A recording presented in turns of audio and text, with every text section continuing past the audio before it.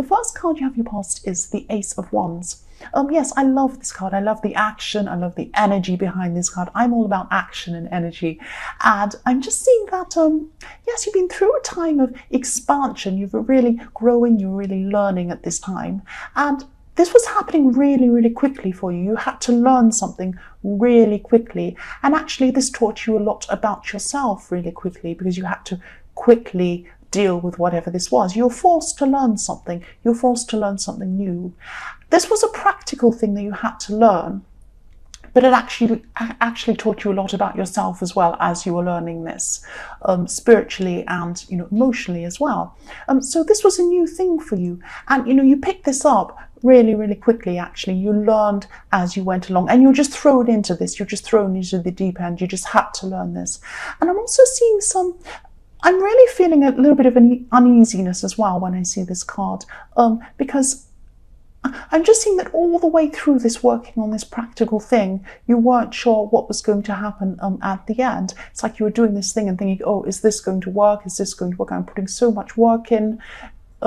I hope this works at the end. And it's like you were going in blind. You didn't know what was going to happen in the end. But actually it worked out really well. You did this. And you really should be proud of yourself, because you worked so hard and so fast and picked up so many new things as you went through this thing. And you really pulled this off. That's what I'm seeing. You really pulled it off in the end.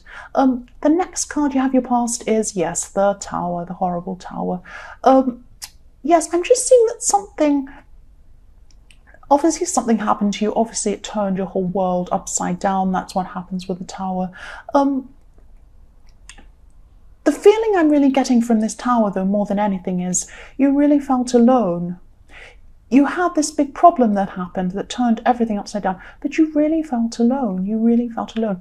I'm just seeing that, you actually did have someone there for you, caring for you, who cared for you, but you were so caught up in this feeling and what was happening and all this terrible thing that was going on for you, you couldn't really see it. You couldn't see this person was there.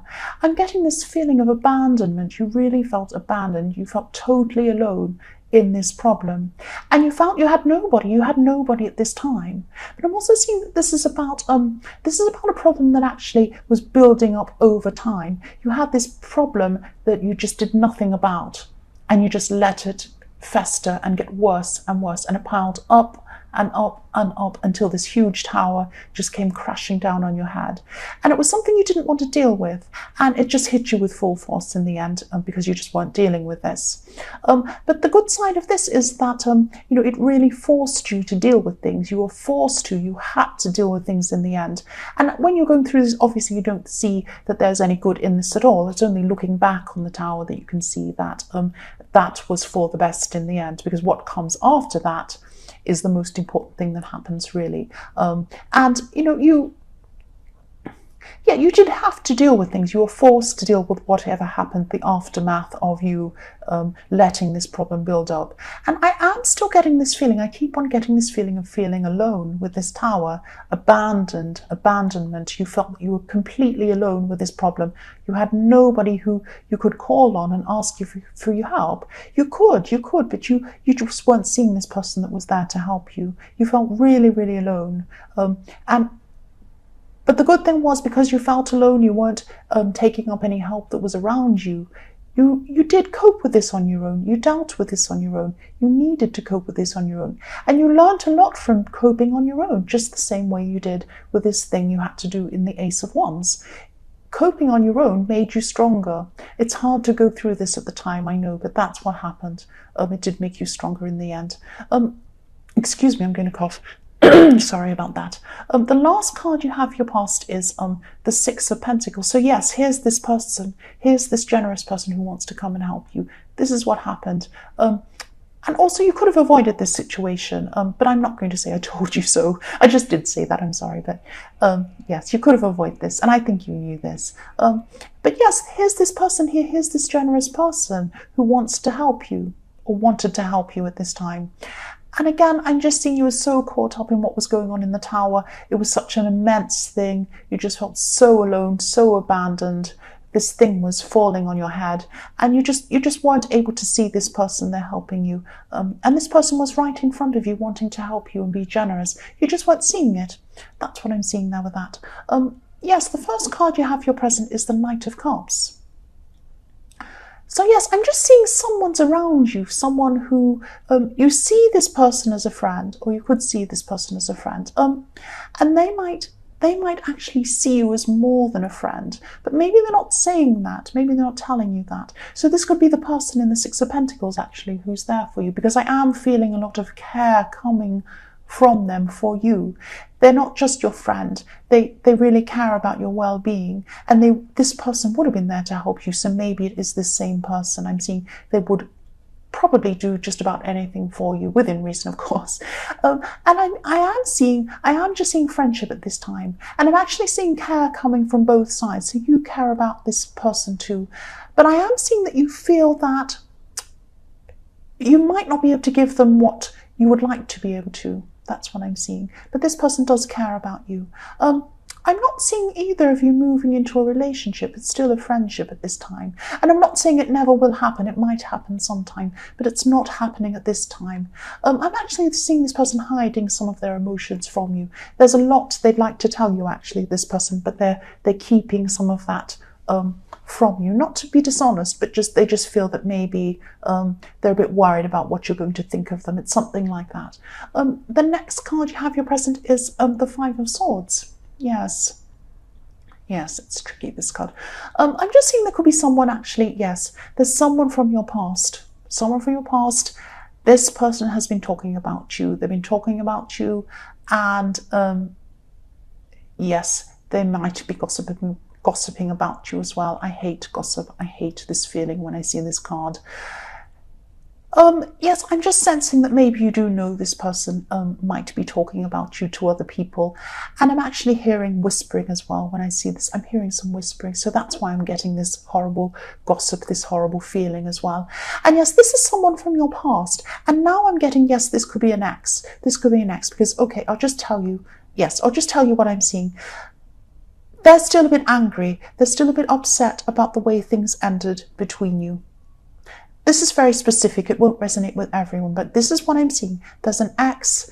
They're upset with you. They're still angry with you. They're talking to you. They're gossiping about you. They're saying bad things about you. But deep down, they miss you. This person has a really mixed up mind. They're really mixed up in their mind, and they're kind of all over the place emotionally. So they can be one way 1 minute, another way another minute, all over the place.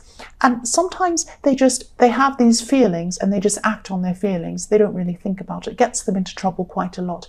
But they're very mixed up in their mind. I'm seeing their mind as being very, very chaotic. That's this person. And yes, their mind's really mixed up. I'm seeing something swirling around like a whirlpool. That's what I see as their mind as. That's this person. That's just what I'm seeing in that Five of Swords.